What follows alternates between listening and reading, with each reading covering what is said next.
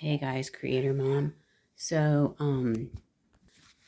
anyways, today is day 4 without Brown. Whatever. Maybe I should stop saying without Brownie.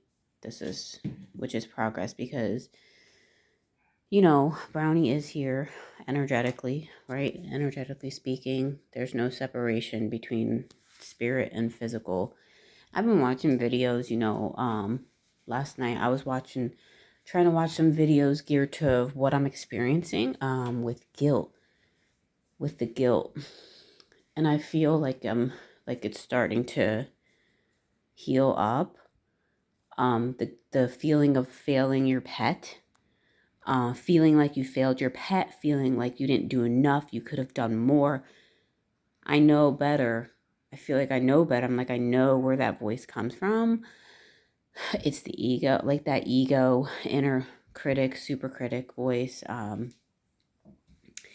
the funny, and you know what? Even if I had went back in time and maybe even done those things that voice is saying, oh, you could have done or you didn't do enough, and so say things played out that way, and maybe still things didn't kind of come out, and say, in her, like, living and continuing to be healthy, which she could have. I'm not saying that that's not a possibility, but I'm just saying, like, if I would have done other things and had kind of a similar same outcome, probably my inner critic would still slam me and say, well, you still could have done more or something. I don't know. That's what I'm thinking. Well, anyways, watching these videos and I'm reading the comments and I'm like, okay. And I already had I already knew this, that like we are humans, we experience kind of like the same thing, like that guilt. And other people were saying the same thing, like, I feel so bad, or I left my pet and I went on a vacation and then they died in a kennel, or people they weren't, why did I leave them? Or, you know, um, even one person had said, which kind of resonated with me, because they were like, that they even did the surgery that they were supposed to do, and then their pet maybe died like after the surgery or in the surgery, and then they died around people they know, and the pet owner didn't even have a chance to be there when her pet was dying or died.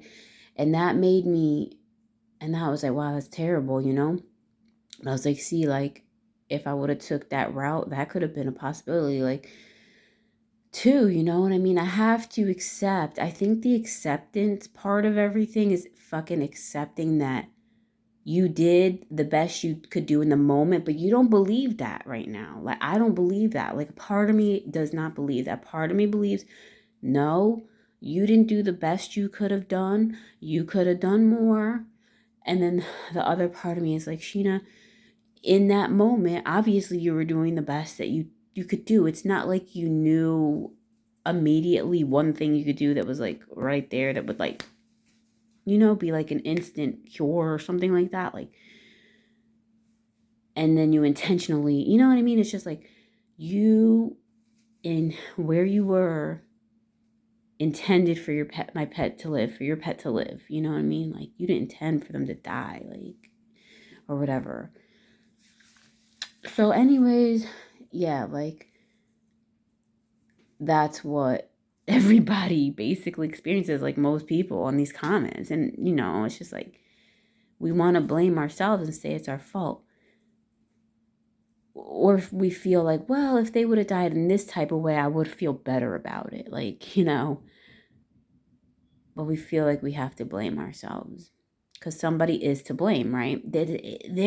Is a weird blame connected with death. Wherever there's death, there's tends to be death, and grief, there tends to be blame. Like, how when family members die and then other family members blame other family members. Oh, you could have done this better for this person. You didn't take good enough care of them, or it's your fault that they died this way.